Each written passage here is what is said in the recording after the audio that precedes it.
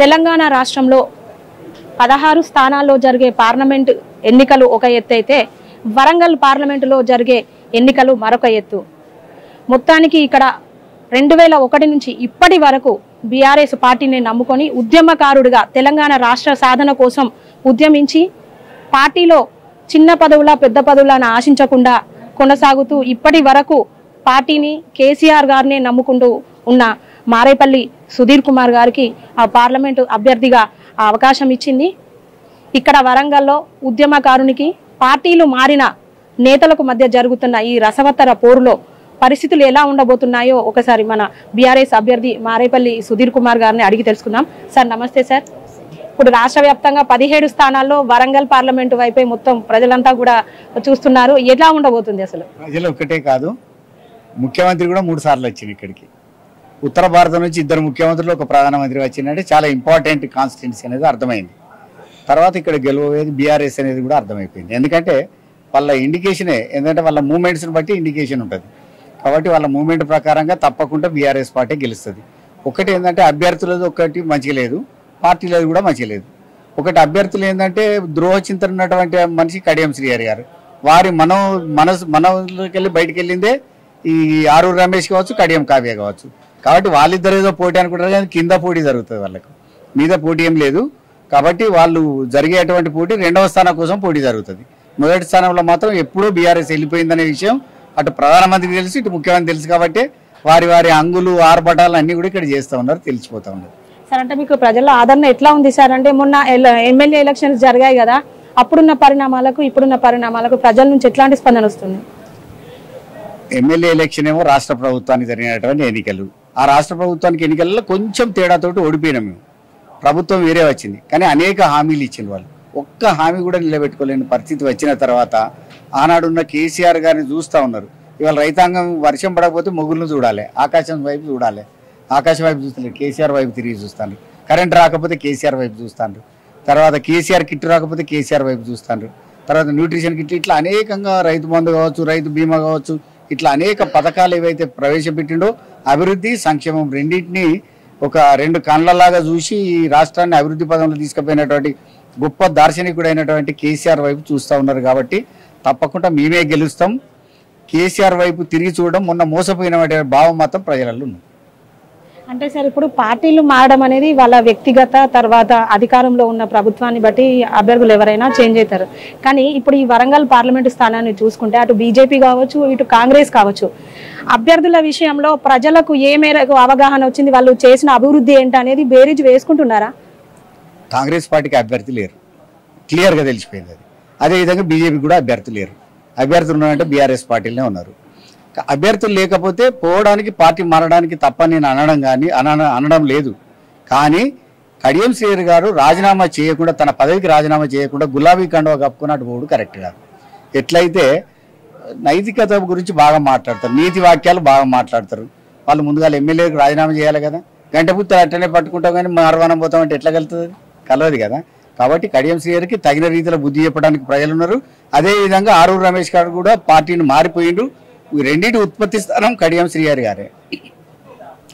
కడియం శ్రీహరి గారు ఉత్పత్తి చేసినటువంటి ఈ 2, ఒకటేమో బిడ్డ రూపంలో, ఇంకొకటి శిష్యుని రూపంలో.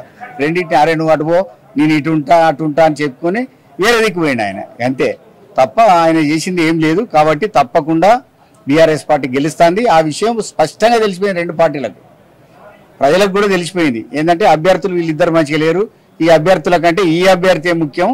వాళ్ళు ఏమో ద్రోహ చింతన కలిగినటువంటి వాళ్ళు, ఈయనేమో నికార్సైనటువంటి తెలంగాణ రాష్ట్ర సమితి తెలంగాణ ప్రజల కోసం ఉద్యమించడమే కాకు అనవసరంగా అనేక సార్లు ఇవాళ జైలు కూడా పోయిన జీవితం ఉన్నది. కాబట్టి ఈయనకే ఓటేస్తామని ప్రజలు నిర్ణయం తీసుకున్నారు. సార్ అంటే సొంత పార్టీలో ఏ పార్టీలో ఉంటే ఆ పార్టీలో సీనియర్ నాయకులను కావచ్చు, ఇతర కార్యకర్తలను కావచ్చు, నమ్మక ద్రోహం చేసిన వ్యక్తిగా కడియం శ్రీహరి విమర్శలు ఎదుర్కొంటున్నారు.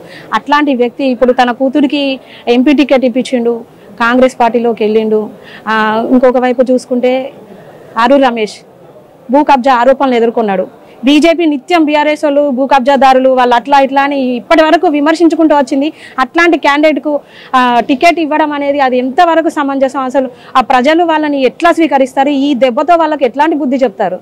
ప్రజలు తగిన రీతిలో వరంగల్లో బుద్ధి చెప్తారు. కారణం ఏంటంటే కడియం శ్రీహరి గారు భారత రాజకీయ చరిత్రలో ఒక మాయని మచ్చ. తప్పు చేసిండంటే అతి విపరీతమైనటువంటి తప్పు చేసిండు. ఇవాళ కడియం శ్రీహరి గారు చేసిన నీతి వాక్యాలు మాట్లాడి కానీ అనేక అవకతవకలకు అవినీతికి పాల్పడిన వ్యక్తిగా మిగిలిపోయింది. ఇవాళ ఆయనకు సంబంధించినటువంటి వ్యక్తిగత విషయాలు కూడా మాట్లాడుతున్నారు ప్రజలు. అదేవిధంగా ఆరూరు రమేష్ గారు కూడా ఈ లెవెల్ బీజేపీ కాదు, ఆయన ఏం కాంగ్రెస్ కాదు, ఈయన బీజేపీకి క్యాండిడేట్ దొరకనట్టు ఏదో బీజేపీ అందులో పోయిందంటే పైసల కోసం ఒక గ్రూప్ పట్టుకపోయింది అందులోకి తప్ప బీజేపీలో అందరు ఓట్లు ఇస్తారనేది కూడా ఏం లేదు. వాళ్ళు కూడా మాట్లాడతారు, బీజేపీ వాళ్ళు కూడా నాతో మాట్లాడుతారు, అరే ఇటువంటి అభ్యర్థిని పెట్టింది ఏందా అని ప్రధానమంత్రి వాళ్ళతో అన్నటువంటి విషయం తెలుసు.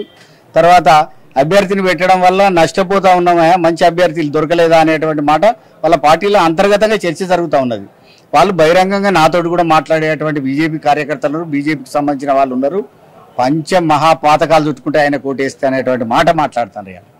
అంటే ఇప్పుడు కడియం కావ్య, నేను ఒక వైద్యురాల్ని, మహిళలకు న్యాయం చేస్తా, నేను గెలిస్తే, ఇట్లాంటి చాలా అంశాలు. అంటే మా తండ్రి పక్కన నేను వండుకుంటూ రాజకీయ జీవితాన్ని అంతా చూశాను, సమస్యలు తెలుసు, బీఆర్కి సంబంధించిన క్యాండిడేట్ డమ్మీ క్యాండిడేట్ అని ఇట్లాంటి వ్యాఖ్యలు చేస్తున్నారు. ఆమెకు రాజకీయ అనుభవం ఎంత ఉంది, అసలు వాళ్ళ నాన్న చేసిన అభివృద్ధి ఏంటి ఈ వరంగల్లో? వాళ్ళ నాన్న పేరు చెప్పుకొని, చెట్టు పేరు చెప్పుకొని కాయలు అమ్ముకుంటే ఇదే. ఆయన ఏం చేసిండు అనేది చెప్పాలి, ఆయన చెప్పాలి. తర్వాత కడియం కావ్య అసలు డమ్మీ క్యాండిడేట్, ఆమెకు సభ్యత్వం ఏ పార్టీలో లేదు. ఆమె నేను డాక్టర్గా పనిచేసిన, నేను ఇది చేసిన, మహిళలకు సేవ చేస్తా అని చెప్పేది అబద్ధం. ఆమె చేసేది ఏదైనా ఉంటే నిజంగానే సేవ చేయదలుచుకుంటే సేవ చేయాలి. రాజకీయంగా రేవంత్ రెడ్డి కంటే నేను సీనియర్ కదా, 1995 నుంచే ప్రజాప్రతినిధిగా ఎన్నికైనండి. నాకు పోటీ పెడితే ఎట్లా? అసలు ఆమె లెక్కకు కూడా రాదు. ఆమె నిజంగానే ఆయన అయితే కడియం శ్రీహరి రాజీనామా చేసి నాకు పోటీగా వస్తే అదేమైనా పోటీలో తేల్చుకుంటుంటుంది. కానీ ఆమె వచ్చి మాట్లాడు ఏమో, ఆయన కడియం శ్రీహరిని ముందర పెట్టి వెనకకెళ్ళి మాట్లాడుతుంది. గూట్లో ఉన్న శిల్క, ఆమె శిల్క పలుకులు పలుకుతే కలవది. సరే, అంటే ఇప్పుడు కేసీఆర్ పాలనలో అనేక సంక్షేమ ఫలాలు, అభివృద్ధి ఫలాలను లబ్ధి పొందిన ప్రజలు రేవంత్ రెడ్డి ఆ అబద్ధపు హామీలకు కొంత ఆశపడి ఓట్లేసి కొంత మెజారిటీతో బీఆర్ఎస్ను ఓడించిండ్రు కదా. ఇప్పుడు ఈ ఎంపీ ఎలక్షన్లలో అటు గ్రామీణ ప్రాంతాల ప్రజల్లో కొంత అవగాహన వచ్చింది. రేవంత్ రెడ్డి ఏం చేశారు, సీఎం గారు, కాంగ్రెస్ ఏం చేస్తుంది, నెక్స్ట్ ఎట్లా ఉండబోతుంది పరిస్థితులు, గడ్డుకాలం అనేది వాళ్ళకి అర్థమైపోయింది. కానీ ఇప్పుడు చదువుకున్న యువత, కొంత మేధావులు, వీళ్ళలో ఎట్లాంటి అవగాహన వచ్చింది? మీరు అంటే ఇప్పుడు ప్రచారానికి వెళ్ళొచ్చారు కదా, ఎట్లా అనిపిస్తుంది మీకు? గ్రామీణ ప్రాంతాల్లో ఉన్న ప్రజలు మాత్రం స్పష్టంగా ఉన్నారు. వాస్తవానికి ఏంటంటే వాళ్ళు గతంలో చూసినటువంటి దానికి 9.5 సంవత్సరాలు కేసీఆర్ గారి నాయకత్వం లోపల ఒక దార్శనికత్వమైనటువంటి ప్రభుత్వం నడిచింది. ఇక్కడ అనేక అభివృద్ధి సంక్షేమ కార్యక్రమాలు నడిచినాయి. దాన్ని మసిబూసి మారేడికాయ చేసి అబద్ధాలు చెప్పినామంటే ఆ అబద్ధాలతోటి ప్రభుత్వానికి వచ్చిండు. వచ్చుడు సులువే కావచ్చు, అబద్ధాలు చెప్పుడు సులువే కావచ్చు, కానీ ఆ అబద్ధాలు నిజం చేయాల్సినటువంటి అవసరం ఉన్నది. అనేక హామీలు ఇవ్వాలి. ఇప్పటికి కూడా తిడితే ఎట్లా చెప్పుండ్రి, అవాకులు చెవాకులు మాట్లాడతారు, వెకిలి మాటలు, వెకిలి చేష్టలు. అసలు ప్రజలు విసిగిపోయినరు. ఆయన అంటే అసహించుకుంటా ఉన్నారు ఇవాళ రేవంత్ రెడ్డి గారు అంటే. కాబట్టి రేవంత్ రెడ్డి గారికి తగిన రీతిలో గ్రామీణ ప్రాంతంలో, పట్టణ ప్రాంతాల్లో రెండు దిక్కుల బుద్ధి చెప్తారు. ఎందుకంటే గతంలో పల్లె ప్రగతిలో అవార్డులు 10 తీసుకున్నాం, పట్టణ ప్రగతిలో కూడా అవార్డులు తీసుకున్నాం. అనేక అవార్డులను నంబర్ 1 రాష్ట్రంగా తీర్చిదిద్దినటువంటిది, భారతదేశంలో ఒక నంబర్ 1 రాష్ట్రంగా తీర్చిదిద్దినటువంటి సందర్భాన్ని చూసిన తర్వాత ఇవాళ అన్ని విధ్వంసం చేస్తున్నటువంటి సందర్భం. నీళ్లు లేని రాష్ట్రంగా చేయడం, ఇక్కడ ఉన్న లోగోలకు వెళ్ళి పేర్లు తీసేస్తాము, ఇక్కడ ఉన్న జిల్లాలు తీసేస్తాము. ఏం తొలగించడానికి వచ్చినావా నువ్వు? ప్రజల కోసం లాభం చేయడానికి వచ్చినరా? కాబట్టి ఇవన్నీ కూడా ప్రజలు గమనిస్తూ ఉన్నారు. అదేవిధంగా పట్టణ ప్రాంతంలో కూడా యువత కూడా ఆలోచన వచ్చింది.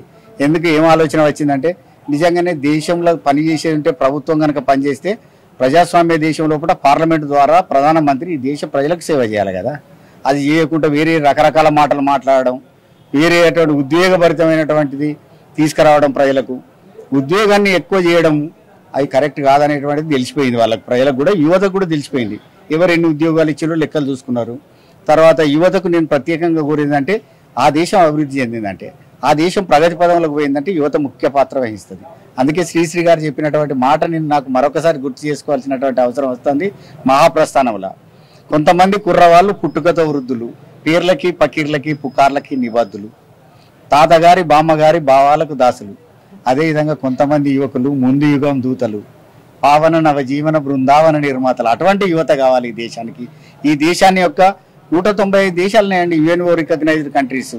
అంటే ఐక్యరాజ్య సమితి గుర్తించినటువంటి దేశాలు 195 దేశాలు ఉన్నప్పటికీ ఏ ఒక్క దేశం కూడా ఒక సిద్ధాంతం, మతతత్వ సిద్ధాంతంతో బాగుపడ్డటువంటి ఒక లేదు. కాబట్టి తప్పకుండా మతతత్వ సిద్ధాంతానికి ఇవాళ చరమగీతం పాడతారు ఈ ప్రజలు. కాబట్టి మూడు విడతల ఎన్నికలు అయిపోయినాయి. 3 విడతల ఎన్నికలలో ఉత్తర భారతంలో అయిపోయింది. దక్షిణ భారతంలో కూడా క్లోజ్ అవుతుంది. తర్వాత ముందు సంకీర్ణ ప్రభుత్వాల యొక్క పాత్ర ముఖ్యంగా ఉంటుంది. అదేవిధంగా ప్రాంతీయ పార్టీల యొక్క భవిష్యత్తు కూడా ముందు బాగుంటుంది. కాబట్టి తప్పకుండా ఈ ప్రాంతీయ పార్టీలది వస్తుంది. ఆ శకం స్టార్ట్ అయింది. ఆ శకం లోపల తప్పకుండా మేము ఉంటాం అలా. కానీ మేము సెక్యులరిజం కాబట్టి సెక్యులర్ వాదులతో ఉంటాం. ఓకే, డాక్టర్ మారేపల్లి సుధీర్ కుమార్ మచ్చలేని మనిషి, చాలా సున్నితమైన వ్యక్తి. ఆయన ఉద్యమంలో పోలీసుల లాఠీలు దెబ్బతిన్నాడు. తెలంగాణ సాధించుకునేంత వరకు కేసీఆర్ కు నమ్మకంగా ఉన్నాడు. ఇప్పుడు ఈ ఎన్నికల్లో కేసీఆర్ గారికి, తర్వాత మీ అధినాయకత్వానికి, మీ చుట్టూ ఉన్న బీఆర్ఎస్ నాయకులకు ఎట్లాంటి గిఫ్ట్ ఇవ్వబోతున్నారు ఈ ఎన్నికల్లో? ఈ ఎన్నికలలో నేను ఈ గిఫ్ట్ ఇవ్వడం కాదు, వరంగల్ ప్రజలే ఒక గిఫ్ట్ ఇస్తారు. కేసీఆర్ గారికి నన్ను గెలిపిస్తారు. అదేవిధంగా ఉద్యమానికి బాటలు వేసినటువంటి, ఉద్యమానికి ఊపిరిలుతున్నటువంటి, ఉద్యమాలకు కిల్లా అయినటువంటి ఒక వరంగల్ కిల్లా ఒక మంచి బహుమానంగా పార్లమెంట్ సభ్యుని అందిస్తారు.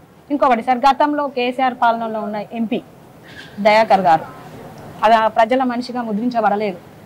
మీరు గెలిచిన తర్వాత వరంగల్లో విభజన హామీల్లో ఇచ్చిన అంశాలను ఖచ్చితంగా కేంద్రం దృష్టికి తీసుకెళ్లి సాధిస్తారా? తప్పకుండా. అంటే వ్యక్తికి తేడా ఉంటుంది కాబట్టి ఆయన కూడా సాధించడం కోసం కొంచెం ప్రయత్నం చేసి ఉంటాడు. కానీ నేను గట్టి ప్రయత్నం చేస్తాను. ఎందుకంటే ఇవాళ ఉండేటువంటి పార్లమెంటు సభ్యులు చాలా మంది గెలవబోతారు. మాకున్న సమాచారం మేరకు అందరూ కూడా విజ్ఞులు, విజ్ఞత కలిగిన వాళ్ళు, తెలిసిన వాళ్ళు ఉన్నారు. కాబట్టి మేము అందరం దళంగా పనిచేస్తాము, మా గలం విప్పుతాము, మా బలాన్ని చూపెడతాం పార్లమెంట్లో. కాబట్టి అడుగుతున్నా సార్ అంటే మీరు ఉద్యమంలో కీలక పాత్ర పోషించారు, వాళ్ళకు మీకు డిఫరెన్స్ ఉంటుంది. ఉద్యమంలో అప్పుడున్న ఆయన కూడా ఉద్యమంలో పనిచేసిండు కానీ ఇంత తీవ్రంగా పనిచేయలేదు. కారణం ఏంటంటే అనేక ఉద్యమాల లోపల మేము పనిచేయడమే కాదు, ఈ ఉద్యమాలలో జైలు జీవితం కూడా గడిపినా కదా, 3 సార్లు జైలుకు పోవడం కూడా జరిగింది. కాబట్టి దేనికి భయపడేది లేదు. అసలు మేము దేనికి కూడా లెక్క చేయం, భయపడేటువంటి ప్రసక్తి లేదు. కేసీఆర్ గారు మాకు ఒక్కటే చెప్పిండు, మనం దేనికి భయపడద్దా, మనం తప్పు చేయలేదు, బరాబరి తెలంగాణ రాష్ట్రాన్ని సాధించుకున్నాం. రాష్ట్రాన్ని సాధించుకున్నాక కూడా తెలంగాణని మంచి పదంలో తీసుకుపోతా ఉన్నాం, దానికి భయపడేది లేదని చెప్పిండ్రు. అందుకే దాని పట్ల మేము విశ్వసనీయతతో ఉన్నాము, విధేయత కలిగి ఉన్నాము, కేసీఆర్ గారికి రుణపడి ఉన్నాము. అదే కాదు, తెలంగాణ ప్రజలకు కూడా రుణపడి ఉన్నాం. తెలంగాణ ప్రజలు తీర్పు చెప్పబోతారు రేపు ఒక చారిత్రాత్మక నగరంలో. చారిత్రాత్మకమైన తీర్పు అంటే రాష్ట్ర వ్యాప్తంగా ఎలక్షన్ల తర్వాత ఏమైనా మార్పు రాబోతుందా సార్? అనేకమైన మార్పులు వస్తాయి, మీరు చూస్తారు. అది ఇవాళ రేవంత్ రెడ్డి గారు ఎటు పోతారో, అసలు బీజేపీ రేవంత్ రెడ్డి ఒకటి అవుతారో, ఇంకేమైతుందో తెలియదు. ఈ కడియం శ్రీగారు ఎక్కడ పోతారో కూడా తెలియదు. Thank you. ఇది మొత్తానికి తెలంగాణ రాష్ట్రంలో జరుగుతున్న 17 పార్లమెంటు స్థానాల్లో వరంగల్ పార్లమెంటు స్థానం చాలా కీలకంగా మారింది. ఇక్కడ ఉద్యమకారుడైన డాక్టర్ మారేపల్లి సుధీర్ కుమార్ గారికి పార్టీలు మారిన కాంగ్రెస్ బీజేపీ అభ్యర్థులకు మధ్య జరుగుతున్న పోటీలో ఖచ్చితంగా ఇక్కడ ప్రజలకు కొంత అవగాహన వచ్చింది. కాంగ్రెస్ చేసిన అబద్ధపు హామీలను వాళ్ళు గమనించారు. ఖచ్చితంగా తనకు ఓట్లేసి భారీ మెజార్టీతో గెలిపిస్తారన్న ధీమా వ్యక్తం చేస్తున్నారు. ఎంపీ ఎలక్షన్ల తర్వాత రాష్ట్రంలో ఖచ్చితంగా పరిణామాలు చేంజ్ అవుతాయి, ప్రజలు సుభిక్షంగా ఉంటారని విధానాన్ని, అంశాన్ని డాక్టర్ మారేపల్లి సుధీర్ కుమార్ గారు చెప్తున్నారు. హన్మకొండ బీఆర్ఎస్ జిల్లా పార్టీ కార్యాలయం నుంచి కెమెరా పర్సన్ సతీష్తో సోనీ, వరంగల్ టైమ్స్.